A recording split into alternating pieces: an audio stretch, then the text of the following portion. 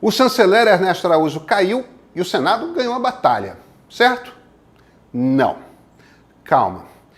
O dia de hoje, essa segunda-feira, olha, foi intenso e a gente precisa destrinchar tudo o que aconteceu. Precisamos também entender o que está acontecendo nos bastidores, quais são as intenções. Agora, a tensão entre Congresso Nacional e Palácio do Planalto nunca foi tão aguda, não no governo Jair Bolsonaro, não quanto agora. Sim, isso pode terminar em impeachment, mas nesse momento, impeachment não é o que senadores e deputados têm em mente. Vamos conversar?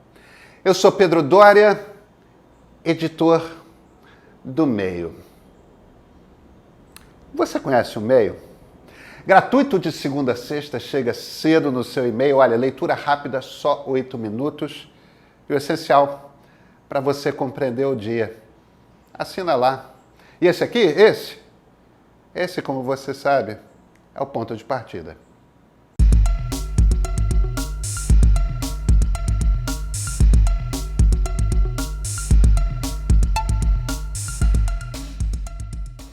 Antes de tudo, a gente precisa ter algumas coisas em mente. Ponto número 1. Luiz Inácio Lula da Silva está no jogo. O que todas as pesquisas nos dizem é que se as eleições fossem hoje, Bolsonaro e Lula iriam para o segundo turno e Lula venceria. Gente, o jogo mudou. O jogo é outro. Ponto número 2. Por isso, a entrada de Lula torna Bolsonaro um presidente fraco. Quem quer um presidente de direita ou simplesmente não quer um presidente petista, vê Bolsonaro como alguém que atrapalha a corrida do ano que vem. Quem quer espaço no governo vê a fraqueza de Bolsonaro como uma oportunidade.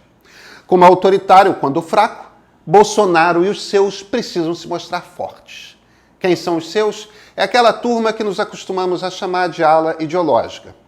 Guarda esse ala ideológica aí. A gente volta nela.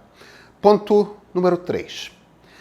Foi nesse momento de fraqueza que Bolsonaro decidiu enfrentar o Centrão quando tirou o ex-ministro da Saúde, Eduardo Pazuello. O presidente entendeu que ele não tinha escolha que não fazer a troca.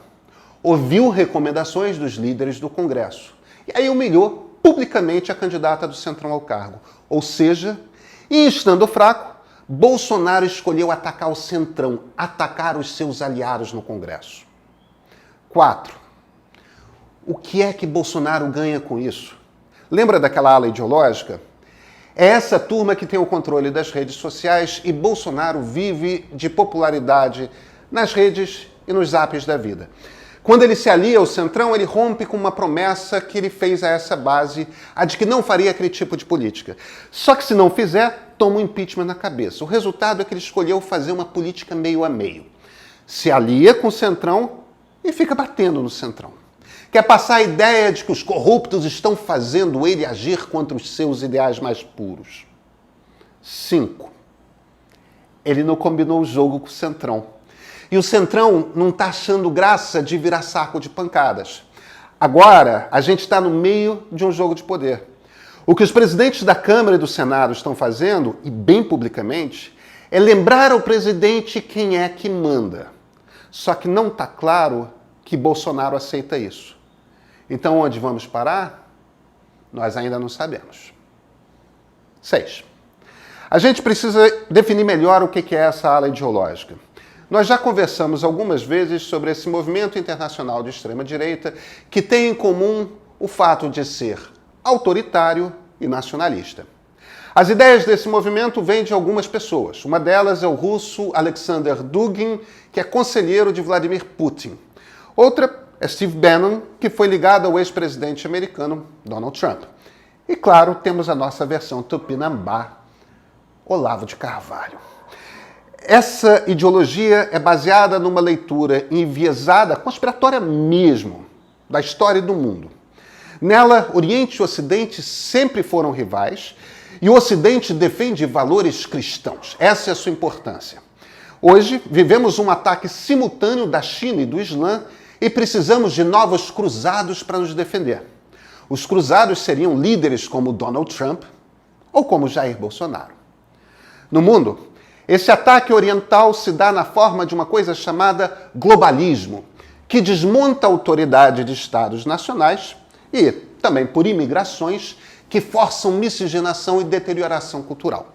No Brasil, o ataque toma a forma de um marxismo cultural presente nas instituições de poder e de conhecimento. As artes, o jornalismo, as universidades, o poder político. Os marxistas culturais tentam impor as ideias desse mundo globalista e miscigenado e, claro, anticristão. É assim que reacionários se encontram com evangélicos, que se encontram com militares e policiais militares. Os valores e as armas pelo mundo cristão. Não é sem querer que Ernesto Araújo caiu acusando a senadora Cátia Abreu de fazer lobby pelo 5G chinês. Olha aí, a ameaça comunista da China representada por uma política do Centrão. A ideia se junta, essa ideia se forma. Ernesto Araújo é um dos ministros que representava essa visão amalucada de mundo. Quem vai substituí-lo? Esse nome é chave. Difícil imaginar Bolsonaro dispensando Ernesto e não colocando no lugar alguém que pense como ele, ou, como aconteceu com o general Pazuello, que ao menos cumpra as ordens sem pensar. Ordens que vêm de Eduardo Bolsonaro e do assessor Felipe Martins, que são os cérebros da política externa do governo. Eu falei cérebros? É.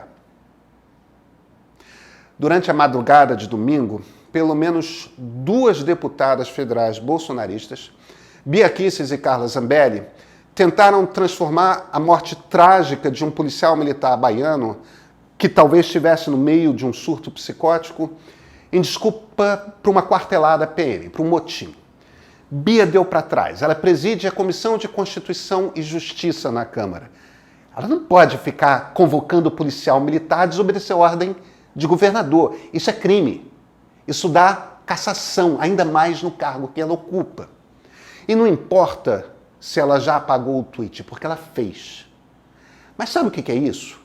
Isso é o bolsonarismo tentando fazer um gesto de força nesse momento, tentando demonstrar força. Ao que parece, deu errado, mas é assim que eles jogam na briga institucional. Eles jogam no confronto, eles jogam para desmontar as instituições. E o Centrão? O Centrão derrubou o ministro da Saúde e foi humilhado na hora de substituí-lo. Agora derrubou o ministro das Relações Exteriores. Bolsonaro vai querer repetir o mesmo truque e botar um nome seu. Enquanto isso, o Centrão já está trabalhando para derrubar Ricardo Salles, do Meio Ambiente, e Tarcísio de Freitas, da Infraestrutura. Os dois grupos estão se atacando.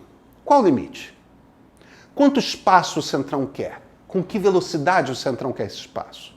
Que ninguém se engane, o Palácio do Planalto é o elo mais fraco nessa disputa. Mas isso não quer dizer que impeachment vai acontecer. Quer dizer que o Centrão gosta de ter um presidente fraco. Se o presidente fraco souber se comportar, ele fica. O que é bom comportamento para o Centrão? Essa é a pergunta-chave.